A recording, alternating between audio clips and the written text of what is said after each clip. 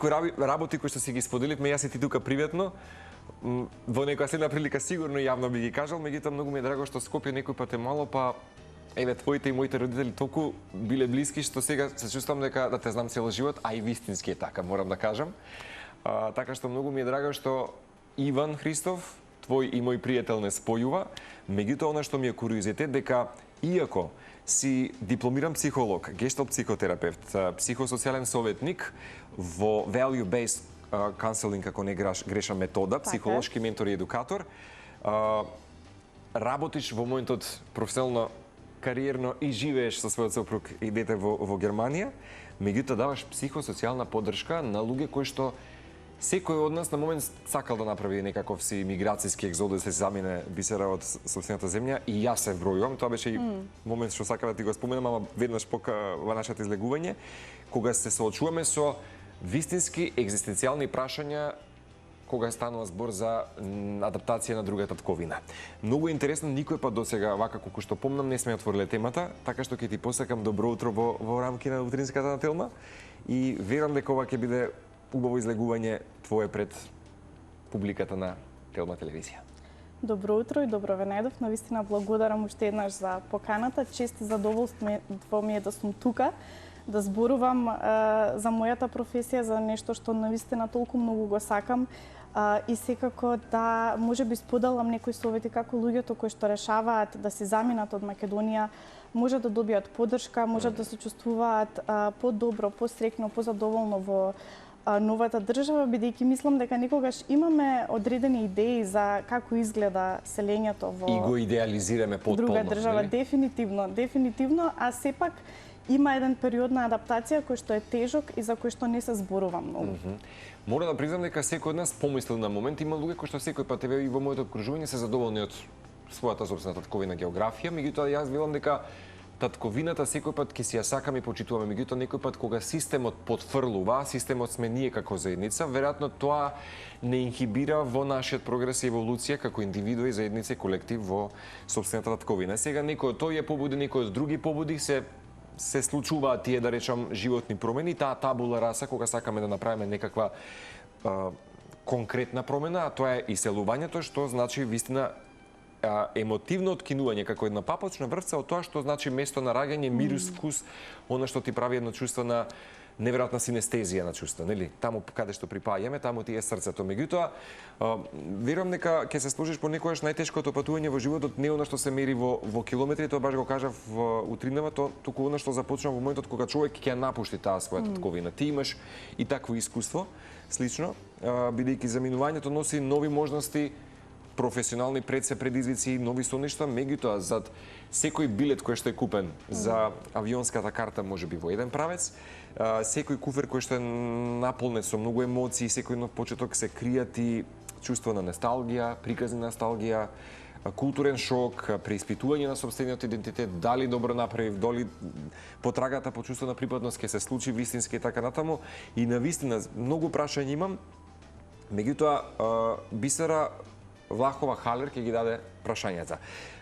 За тебе постојат многу повеќе професионални улоги, кажав, психолог, гешталт психотерапевт, таму би започнале, психосоцијален советник и едукатор. Што беше присутно, можеби за Бисера, да се насочи кон професионалниот пат, кон психолошката поддршка на луѓето што живеат далеко од својата татковина? Одличните поводи и причини кои што ги имаш направено, исто како одлука? Јас би рекла од една случајност, ако сум сосем искрена, бидејќи кога се преселив во Ерфурт, многу ми беше важно да имам можност да работам во сопствената струка. Јас навистина долго време учев и се обучував и сакав да помагам на луѓето. И во еден момент, кога дојдов во Германија, нели се случи тој културен шок и јас се исплашив. Си реков, навистина патот ќе биде многу потрнлив од тоа што првично замислував.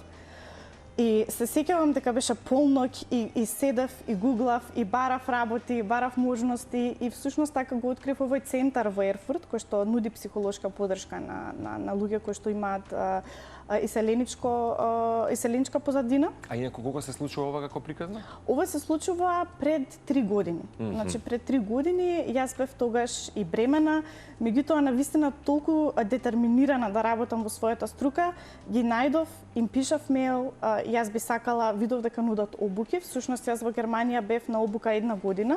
Првично се запишав на нивната обука и нели потоа ми овозможија да работам во рамки на нивните проекти. И имав интервју со основачката на оваа организација и таа ми рече зошто си тука, бидејќи секогаш проверуваат дали всушност си одговара човекот со идејата и визијата на... Како сензибилитет, да речеме. Да, на самата организација. Јас само ја погледнав жената и реков, бидејќи сакам да помагам на луѓето. И мислам дека во тој момент се разбравме многу убаво и рече, окей, примена си. Што повеќе да кажеш? Нели? Мислам, тоа беше искреното нешто. Јас навистина се плашев дека нема да можам да работам во рамки на својата професија, бидејќи толку многу си ја сакам професијата. Јас кога ќе седнам, како што претпоставувам ти кога ќе седнеш наспроти гости, нема една енергија, една... Како не? Тоа го чувствувам само кога ќе седнам наспроти клиент и кога ќе видам дека некому помагам, не постои за мене по-убаво чувство на светот. Верувам дека воопшто благородна да и кога знаеме вистински да влеземе во челите на другите и да бидеме платформа животна, како ти сега Бисер или ја Марко, да помогнеме некому, не постои поголем подарок, нели? И тоа треба да биде нам и за секого императив. Работиш во ИПСО. Да. Тоа е, ќе потсетиме, интернационална психолошка организација која обезбедува психосоцијална поддршка на луѓе кои што минуваат баш како што споменавме низ тешки животни околности. Твојата мисија што ја прави поинаква од оние класични психолошки советувања, Бисера? И во вашата секојна работа, зборам нели да речеме во тој круг на луѓе, разговарате со луѓе кои што често ја носат таа можеби тежина или товар на осаменост, пред се таа нели миграција, првиот чекор, и неизвестност. Кои се можеби најчестите причини во досегашното твое кариерно искуство поради кои што тие конечно луѓето одлучуваат да ја побараат стручната помош, бидејќи ние секој пат бараме стручна помош дали се наоѓам на добро место во овој живот, сега во оваа епоха моја, дали добро избрав со пат, дали сум добар со дечињата, дали добар сопруга или било што. Ама за ваква работа вистина е куриозитет. Да, ме праша што е поразлично.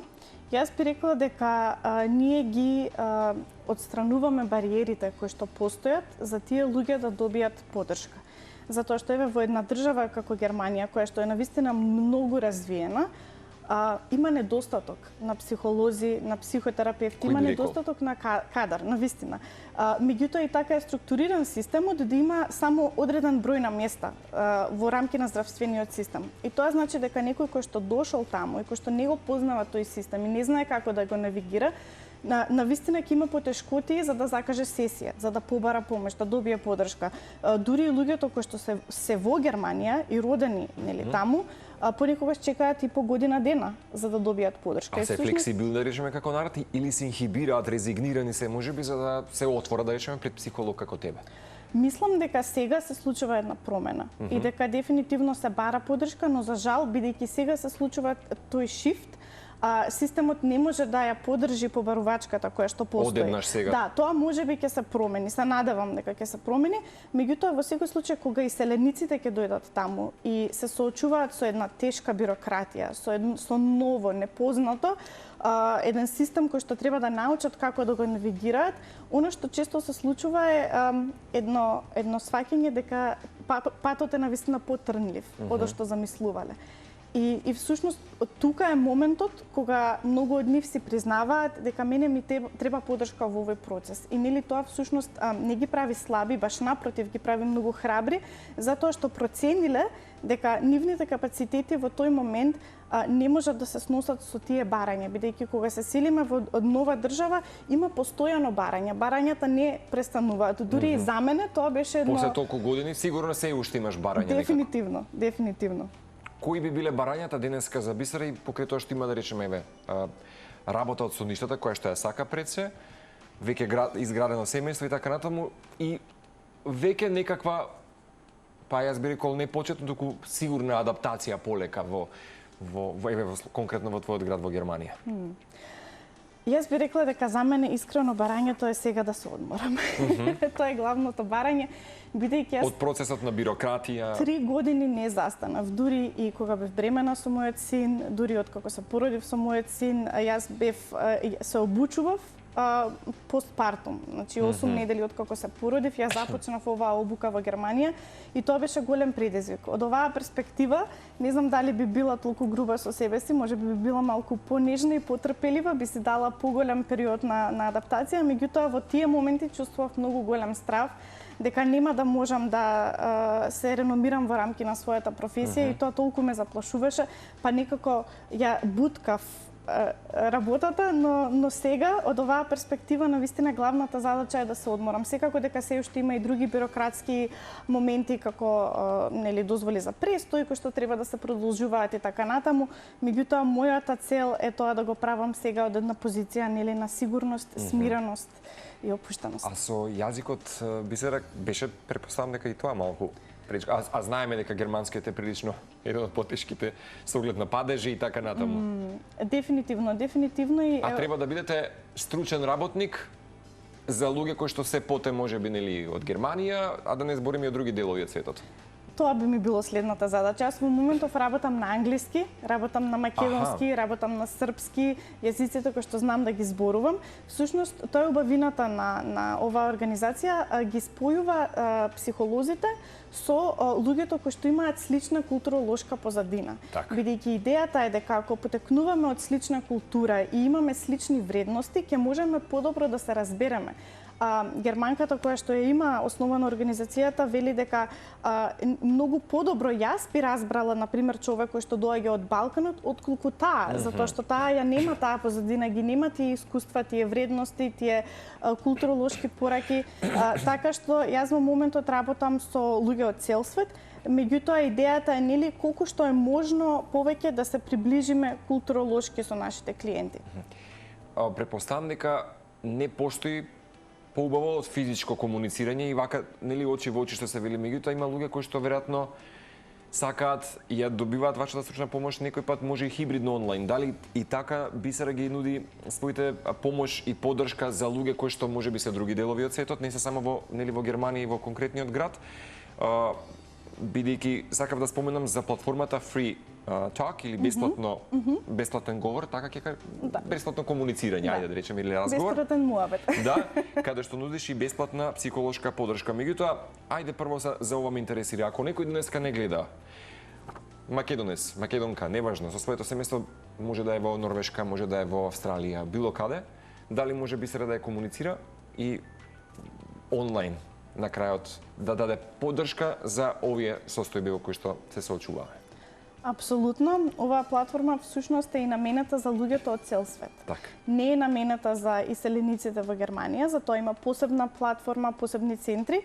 Ова е наменето за луѓето кои што се еве можеби во Македонија, кои што не гледаат сега, имаат потреба од поддршка, од било која причина можеби не можат да си ја дозволат, не можат да ја пристапат, се соочуваат со стигма, срамиме да отидат на психолог тука. Некогаш тоа што работата е онлайн, на многу луѓе им олеснува, навистина. И идејата е да биде достапно за целиот свет. Тоа е многу голем проект, многу амбициозен проект. Во моментов ограничен е бројот на психолози кои што се на таа платформа, така што јас би ги поканила сите кои што имаат потреба од разговор, значи тоа е комплетно бесплатно, има од прилика 4 до 6 сесии во рамки на целиот процес на советување, можат да се логираат на таа платформа и да закажат термин со мене, некогаш можеби ќе треба да почекаат, бидејќи термините се полнат брзо, бидејќи се ограничени, исто така и капацитетите на психолозите се ограничени, меѓутоа доколку некој е комотен со друг јазик. Секогаш германците се многу позитивно изненадени колку македонците зборуваат убаво англиски и на таа платформа има психолози од целиот свет. Доколку некој не може, например, да добие термин кај мене, а навистина има потреба од акутна поддршка, може да закаже кај некој од другите психолози. Од твоите колеги што се на платформата. Значи, претпоставам дека платформата Free Talk, освен што нуди бесплатна поддршка и помош, претпоставам дека важно ваквите услуги да бидат достапни за луѓето кои што поради финансиски, јазични, социјални причини најтешко стигнуваат до стручна помош. Какви реакции се најчесто кои што ги добивате можеби од луѓето по првиот разговор? Некој пат најголемото леснување претпоставам дека доаѓа едноставно од чувството дека некој навистина ве слушнал и разбрал. Во земја каде што нели ние сите знаеме дека во сопстената ковина, како ти и ја растени во Скопје, си ги имаш првите луѓе на кои што знаеш ке им се јавиш, ке ги поканиш на вечера, не се чувствуваш нели непознато во твојата средина. Ама во друга средина кај што тешко се остварува, да речеме, во некоја и втора фаза од животот или второ полувреме контакти, па да си веруваме еден на друг, нели тоа малку потешко иде, бидејќи стануваме поделикатни во критериумите кои би сакале да имаме во нашето обкружување. Верувам дека да имаат бисера и free talk за почеток би било тоа бесценето. Апсолутно, апсолутно. Кога ќе одиме во една нова држава се случува една комплетна промена на идентитетот, бидејќи некои аспекти од нашиот идентитет најнаш не стануваат недостапни. Дали поради јазични бариери, дали поради системски и бирократски бариери. Некој кој што може би има одредена титула во Македонија, за која што навистина напорно работел, има искуство, оди во држава и тоа не е препознаено. Или може би треба време додека да биде препознаено. Може би тоа малку и соочување со егото, кршење на егото, бев нешто, бев ова и сме се идентификувале со професијата и сме успеале во нешто и одеднаш Особено за луѓе доколку на кои што чувството за смисла им доаѓало од професијата. Наш не е ни толку за егото колку што е едно чувство дека јас не одам напред во животот, туку се враќам назад. И тоа е тешко да се прифати, бидејќи ние сите имаме желба и тенденција да одиме напред, да постигнуваме повеќе, да се надградуваме себе си. И сега доколку се вратиме назад, тоа навистина може да биде болно. Меѓутоа, нели во овој период на транзиција, доколку се има поддршка, доколку има некој кој што може да не ги отвори хоризонтите, бидејќи некогаш луѓето кои што доаѓаат во нова држава не ги знаат можностите. Ета јас на пример се сеќавам, како што спомена, веќе сум седала до ниедно време навечер барајќи информации, бидејќи немаше кој да ми ги даде во рамки на мојата професија. Доколку ги насочиме луѓето на правилното место, ќе можат и да го видат патот пред себе. Некогаш тоа е најтешкото, што патот пред себе не е видлив. Инаку се уште постои стигма, ти кажа, околу менталното здравје бисера, особено кај луѓето, не знам, можеби од Балканот, меѓутоа што би порачала на оние кои што понатамо веруваат дека барањето психолошка поддршка и помош е знак на слабост, а не на лична одговорност и зрелост? Јас имам една изрека која многу милувам да ја кажам, а таа е дека најпаметното нешто што еден човек може да го направи е да биде нежен кон себе. Да се прифати себе си со своите ограничувања. И сите доблести и мани кои што? Со тоа, со потребата да има поддршка, да побара помош, тоа навистина не е ништо срамно, баш напротив, само така може да продолжиме да се движиме на патот, бидејќи многу луѓе остануваат заглавени кога ќе се соочат со тие навистина невозможни навидум барања, почнуваат да се изолираат, почнуваат да се повлекуваат и тоа е едно многу осамено место на кое што може да се биде, бидејќи немаат со кого да разговараат. Доколку споделат со пријателите или семејството од нивната матична држава, често има коментари, па добро ти го одбра тоа, барем си таму во странство, и ќе имаш повеќе можности, биди благодарен или благодарна. И тука има една изолираност за тоа што луѓето не се етаблирани во рамки на новата држава, старата држава веќе ја напуштиле, не може да се вратат таму и чувствуваат, нели можеби дека не се разбрани од пријателите и семејството и навистина има една многу голема осаменост, што е всушност и еден од главните симптоми со кои што луѓето се соочуваат кога ќе одат во нова држава. Ми го потикна следното прашање. Во психологијата често го среќаваме поимот migration grief или миграцијска жалост, процес во кој што нели баш човек не жали затоа што изгубил некој, туку затоа што изгубил секојдневие, улици, нели јазик, како што кажав, мирисот на липи во случајот од Скопје или да речеме, не знам, посебна пекара. Значи сето тоа создава еден нели мир и спокој. Колку луѓето воопшто се свесни дека нели силувањето е всушност и психолошка загуба? Мислам дека не се свесни, дури не јас не бев свесна како психолог. Што е интересно, бидејќи некако многу храбро влегов во процесот, многу возбудено, бидејќи го запознав човекот со кој што сакав да го поминам мојот живот. Меѓутоа процес има повеќе етапи. Првата е она ханимун фаза, каде што нели ја гледаме новата држава низ една розова призма. Веруваме дека се ќе биде подобро таму од нашата држава. Се е поубаво, се е подобро, се ќе биде прекрасно. И потоа, после некое време, нели кога ќе се соочиме со бирократските предизвици, има едно разочарување и еден момент на дезориентација. Океј, што да правам сега? Што е следно? Како да го навигирам ова? И нели во оваа фаза имаме или повеќе или помалку поддршка. Во оваа фаза всушност најмногу ни е потребна поддршката и потоа следи последната фаза која што е всушност прифаќање и адаптација, каде што се легнуваме на брашното, нели на нашки кажано, и ја прифаќаме промената. Нашиот нервен систем се навикнува на промената, баш како што кажа, бидејќи сите оние моменти со пекарата, со улиците, со мирисите, тоа се информации за нашиот нервен систем. И наеднаш одиме во нешто што е сосем непознато. Меѓутоа, колку повеќе се експонираме, колку повеќе правиме контакти во новата држава, еве јас имам пријатели исто од целиот свет кои што активно ги барав, беше процес, ми беше тешко, некогаш не сакав да излегувам од дома, меѓутоа се потикнував себе си да контактирам со луѓе и сега се чувствувам дека и таму имам едно јадро на пријатели на кои што ми недостасуваат кога сум во Македонија. Тоа кога се случи за прв пат, беше еден момент на радост за мене. Има кој да фали и од таму.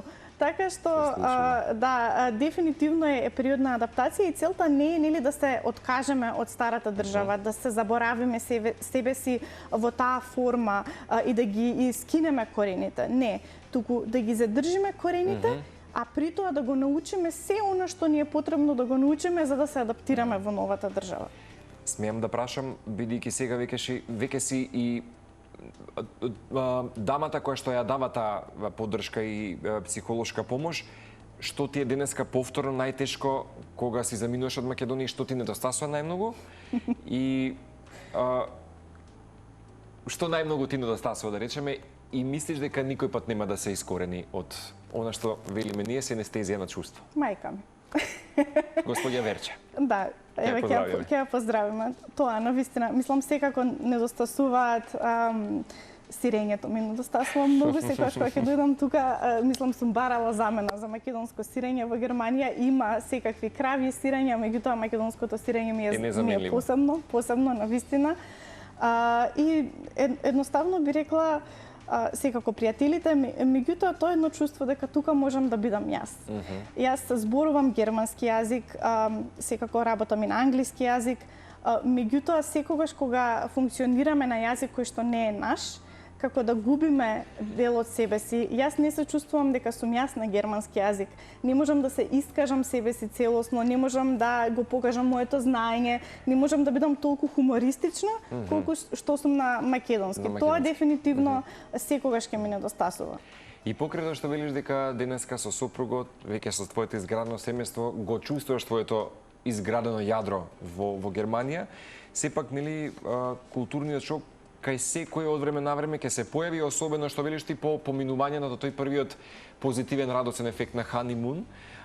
Истражувањата покажуваат сепак бисера дека културниот шок најчесто се јавува неколку месеци по пристигнување, кога ќе исчезне таа почетна, можеби, еуфорија што велиш ти како ханимун, што би ја терминолошки споменале.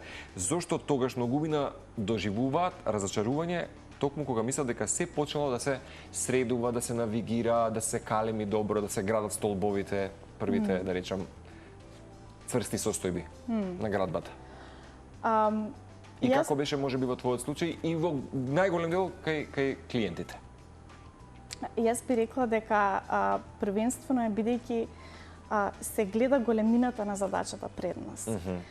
Претходно сме имале идеја за тоа како ќе изгледа, меѓутоа кога ќе отидеме таму и кога ќе ги видиме сите оние мали моменти на бирократија кои што треба да ги завршиме, кога ќе ги видиме сите оние мали задачи кои што кога ќе се соберат прават една навистина голема адаптивна задача, мислам дека тука се случува моментот на шок, дополнително, бидејќи старите системи на поддршка од матичната земја веќе не ни се достапни. Ние секако се слушаме со пријателите, меѓутоа секој си има свој живот, сите си одат на своја страна и тука доаѓа таа осаменост. Јас би рекла дека во тој момент можеби и се соочуваме со одредени стеги кои што постојат во рамки на општеството. Например, не само професионални, туку институционални. Можеби одиме на лекар и лекарот не може да не разбере што му зборуваме. Јас се сеќавам, јас сега имам македонски лекар во Германија, доктор Јован, кој што му би го поздравила. Меѓутоа претходно однев кај германец, за кој што се чувствував дека едноставно не може да ме разбере, бидејќи во таа фаза се уште е премногу рано. Ни недостасува можеби доволно високо ниво на јазикот за да се изразиме себе си. Ни недостасува доволно знаење за како тој систем функционира. Таа е најранливата фаза, кога баш поминала таа еуфорија и сега се соочуваме, окей, јас сум во оваа нова држава со сите овие барања и не сум баш сигурен дека знам или ги имам капацитетите да ги навигирам. И тука е моментот кога се бара поддршка. Јасно. Можеби дали чувството не припаѓа овде е нормален дел од адаптацијата и кои се првите знаци дека некој не се адаптира добро, што би ги споделила, да речеме, како совет дека време е да направиме нова промена? Интересно прашање. Да, знаци дека некој не се адаптира.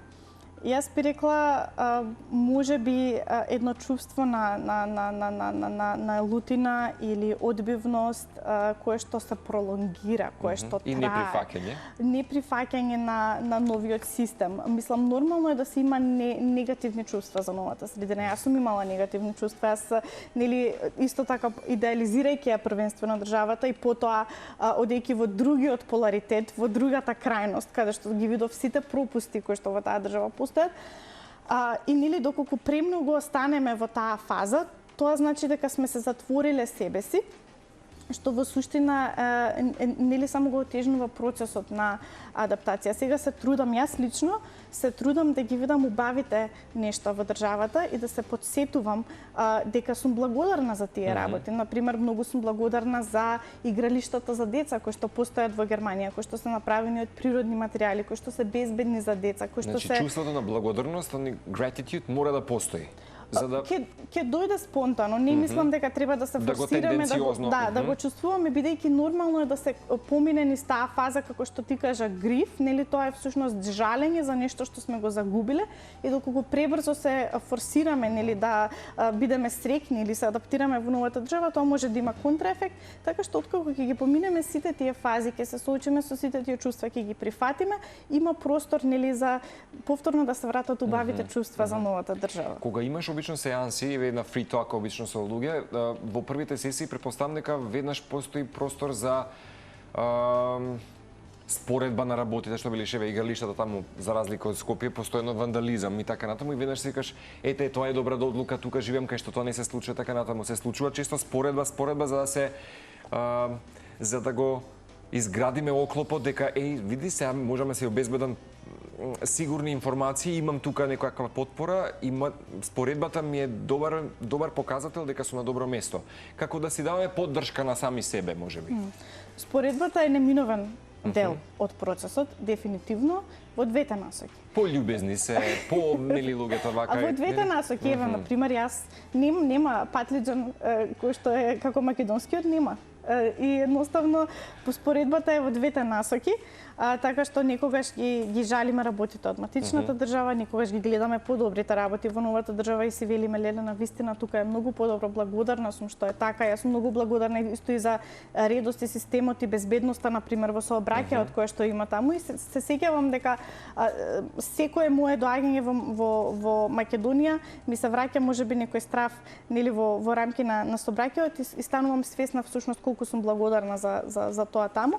Меѓутоа, луѓето, како што ме праша кога ќе дојдат на сесија, кога се во таа фаза на споредба, окей, ги оставаме да ја прават споредбата. Легитимно си е така. И ги оставаме да им недостасуваат работите од матичната држава. Таа фаза на идеализација на новата држава мислам дека е неминовна, така што не се обидуваме да им го пукнеме балончето, па не, тука не е се така добро. Океј, секако дека тоа може да биде ресурс. Ако јас ги гледам позитивните работи во новата држава, тоа ќе биде ресурс за мене. Меѓутоа, кога ќе се појават па тие неубави чувства, јас не сакам да го користам зборот негативно, но неубави чувства, да не ги земеме како знак за неуспех во процесот. Тоа е многу важно, тоа им го порачувам секогаш на моите клиенти. Бидејќи се навистина дел од процесот кој што мора да помине, бидејќи се случува загуба на идентитетот некогаш и на повеќе нивоа. Има многу македонски жени кои што работеле во Македонија, имале кариера, ќе отидат во Германија, ќе станат мајки едновремено, исто како јас, и тука се случува значи загуба на идентитетот на повеќе нивоа. Доаѓаат нови идентитети кои што треба да се асимилираат и прифатат, така што тоа е навистина еден процес кој што трае, и затоа поддршката е клучна, бидејќи не се случува од денес за утре.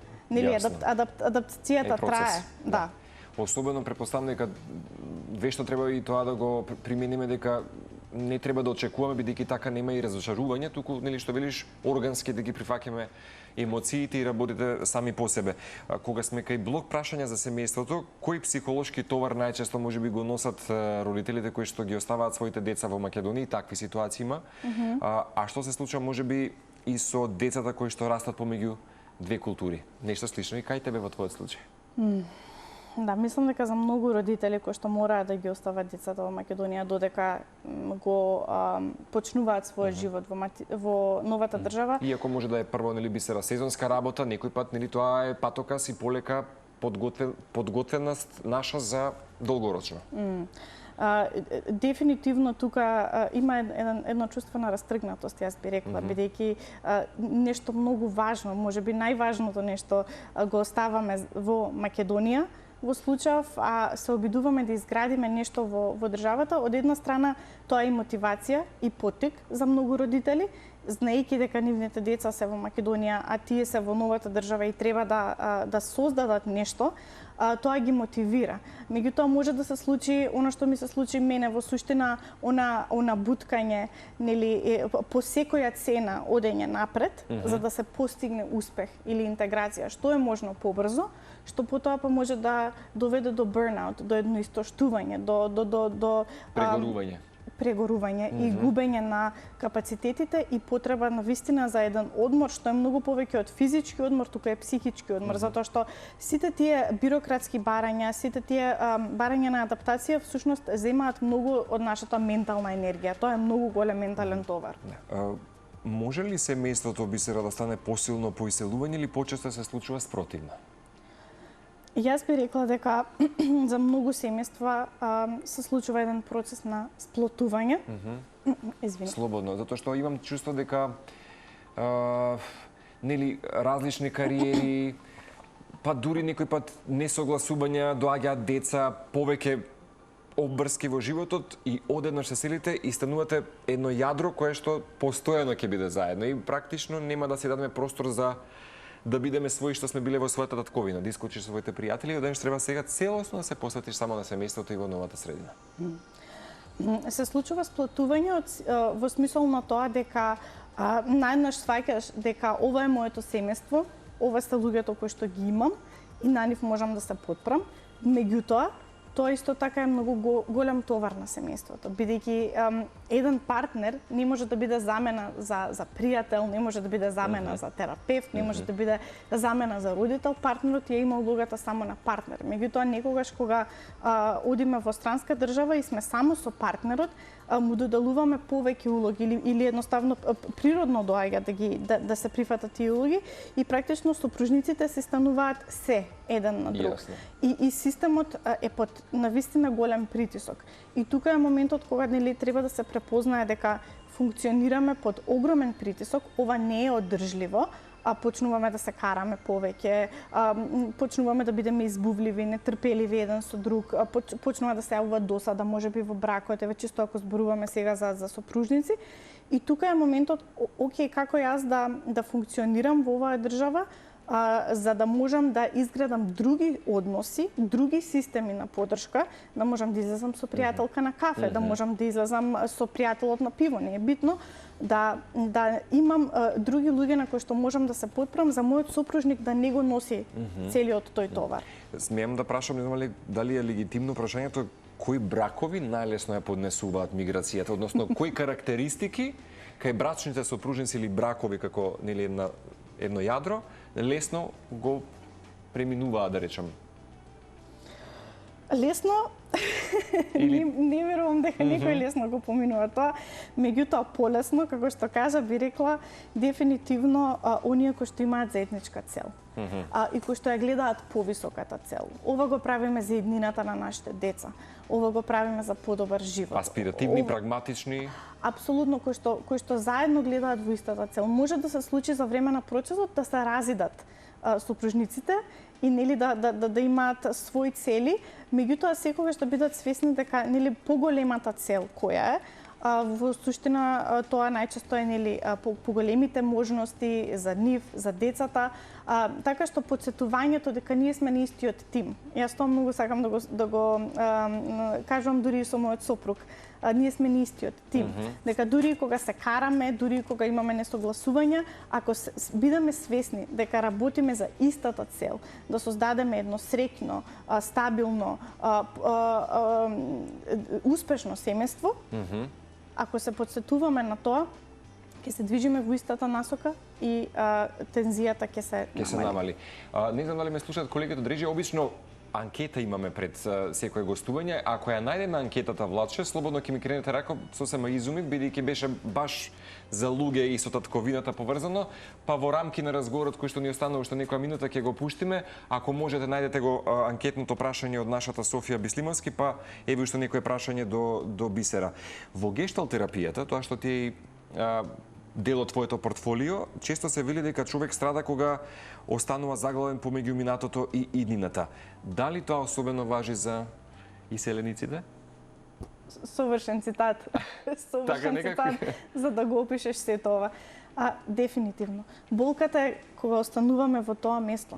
Нели и можеби кога се чувствуваме дека треба да одбереме помеѓу едното или другото, кога се чувствуваме дека со тоа што сме се преселиле сме ја предале матичната држава, кога се чувствуваме дека мора да бидеме само на едното место. Јас сега милувам да кажам дека сум со една нога во Македонија, со една нога во Германија. И навистина сметам дека, како психолог, сметам дека тоа е најздравиот начин на адаптација. Да не ги пресечеме корените со она што сме биле, туку баш напротив да го негуваме сето она што ни е важно, сите аспекти кои што можеби немаме можност да ги негуваме во новата држава, да се навраќаме на нив во матичната држава, при тоа учејки како да се адаптираме на новата држава. Може да го погледнеме анкетното прашање, па таман ќе се заклучиме и ќе го сублимираме секако разговорот. Одиме со анкетата од Софија, апропо за темата со Бисера. Дали некогаш сте размислувале да ја напуштите Македонија? Никако, зашто пред 30-40 години ја напуштив, за година и по се вратив. Побаво од Македонија нема нигде на друго место. Имам шанси нели за иселување, меѓутоа не. Никогаш не би се иселил. Јас сум више години, али не пошто ја бев надвор од Македонија и знам како се живее надвор, како се живее тука. Меѓутоа сега младите бега затоа што политичарите не размислуваат за младите. Угнетени се младите. Работничката класа е угнетена. Суството ни е катастрофа. Ја напуштив пред 10 години. Зошто? Која била причината? Па така се одвиваше животот. До сега не сум размислувала, од сега не знам како ќе биде. Мислам дека не. Според вас, која е најчестата причина? Зошто се заменуваат? Зошто вие би ја напуштиле Македонија доколку морате? Поради која причина? Не би ја напуштил сега, меѓутоа младите ја напуштат затоа што немаме судство. Немаме правосудство, имаме закони, не се спроведуваат и затоа младите бегат. Па бев млад на 20 години и да видам странство. Француско, мене ме интересира француско, јас го познав добро и викам ајде тамо. Ама не беше за мене странство. и се вратив назад. Според вас, што е доволно за среќен живот? Па човек да живее според своите можности. Преголеми очекувања го прават несреќен. Спокојство и некаква финансиска сигурност, кога треба да купим кондури, ставим рука во джеб, да имам пари. Иначе другото, не можеме све у животот да усогласиме. Не е животот колосек по кој ние сакаме да си го наместиме. Здравје. Само здравието? Здравје и пари. Тоа е најважно. А се другото е ден за ден. Прво здравје, после пари, вработување да има тоа. Друго што? И мир. Само голем успех, среќа, семејство и ништо тако.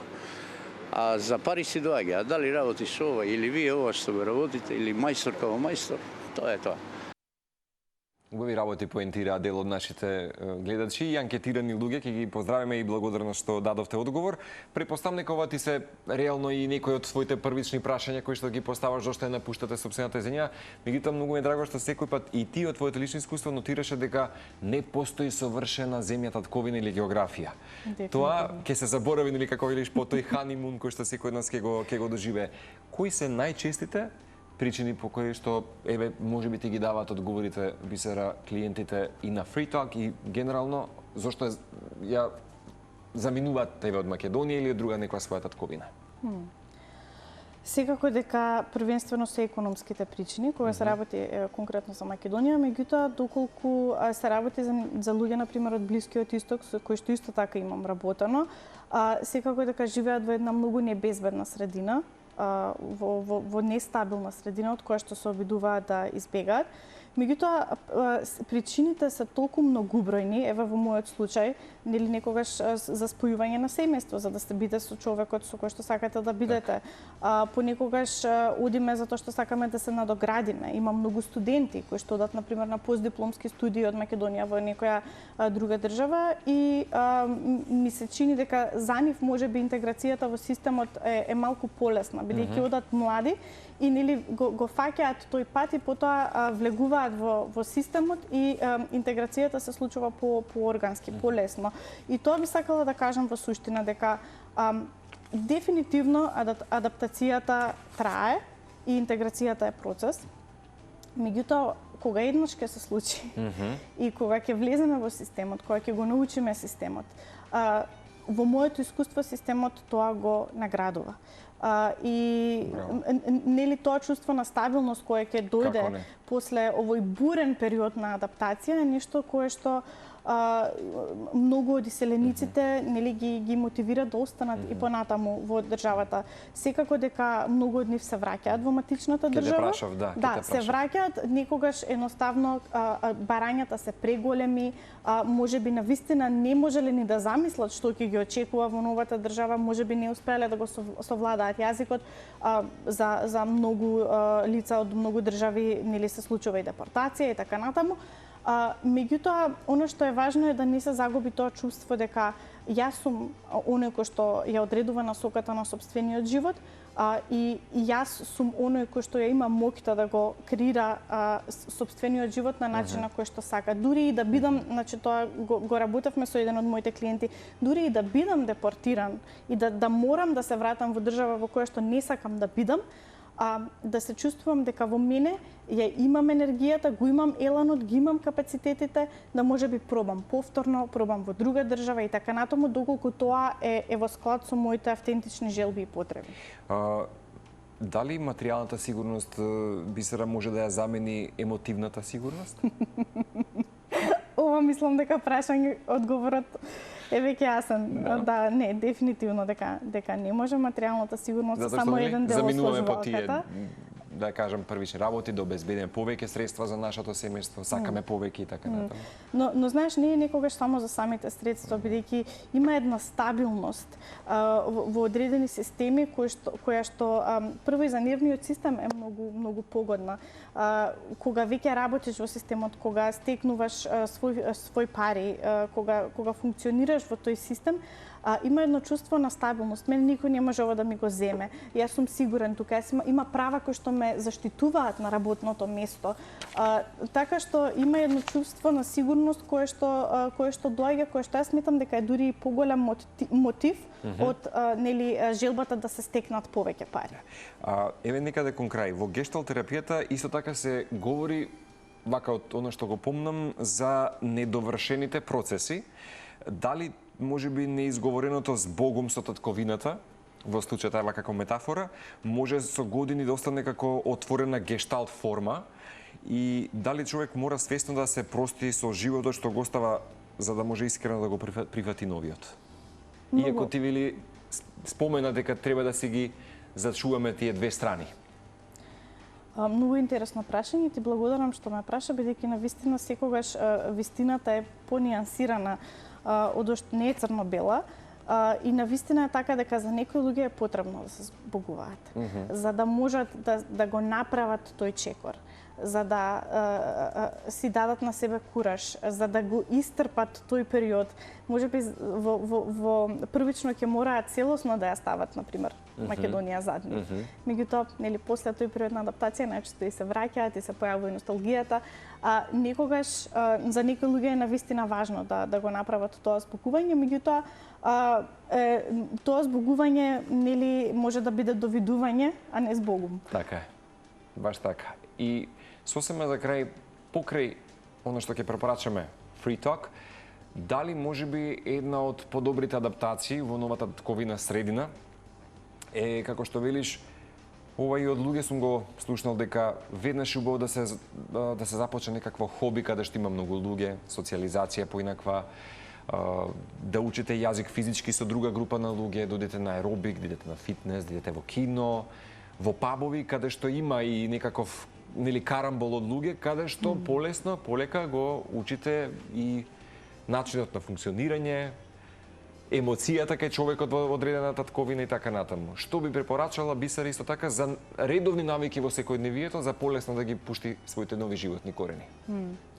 Дефинитивно рутина пред се. Рутина, бидејќи нервниот систем треба да се навикне на новата средина и се што го повторуваме постојано, му праќа порака на нервниот систем дека ова е стабилно.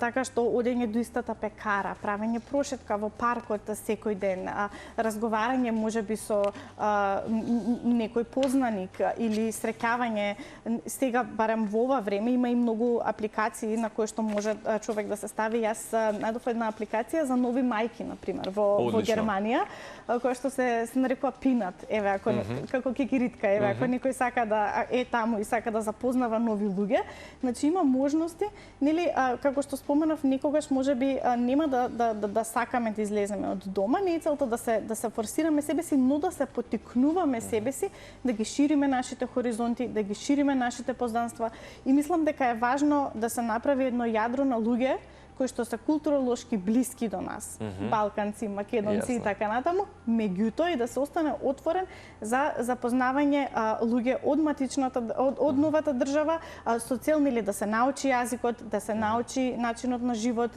да се овозможи таа интеграција. Јас имам пријатели исто така германци, со кои што некогаш не милувам да зборувам на германски, меѓутоа се поттикнувам себе си тоа да го правам, бидејќи знам дека тоа ме носи поблиску до интеграција. Сосема за крај, која може би најголемата лекција што иселениците ја учат за себе, а никој пат не би ја научиле доколку останале во својата земја? Колку се силни и способни, јас би рекла. Бидејќи некои капацитети кои што не знаеш дека ги имаш, ги откриваш само под тој притисок на преселување во нова држава. Навистина се градат нови капацитети, се откриваат аспекти од себе си кои што не сме знаеле дека ги имаме, се учат нови начини на постоење и тоа чувство на издржливост, дека штом ова го поминав, можам да поминам се. Како не? Тоа е едно многу прекрасно чувство. Чувство, да, верувам дека е така. Се надам дека се она што можеби не останавме допрашани и да одговорени ќе го направиме во второто продолжение. Ќе те чекам со најголема радост и желба. Уште еднаш би посакал за сите кои што го гледаа разговорот, за сите на кои што ми е потребна психолошка поддршка и поради финансиски, јазични, како кажавме, социјални причини, да стигна до стручната помош, еве потсетувам уште еднаш да споделиш за Free Talk. Да, апсолутно. Се уште имам термини слободни. Не знам до кога, меѓутоа навистина би сакала да можам да ги примам сите луѓе кои што ќе се јават. Доколку сте во можност да почекате, може и да почекате секако.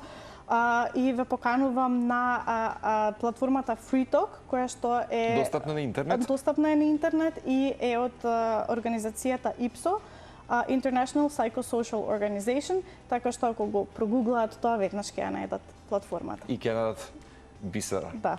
Одлично. Ти благодарам, се надам дека ти беше благодарам. добро излегувањето. Прекрасно. Да.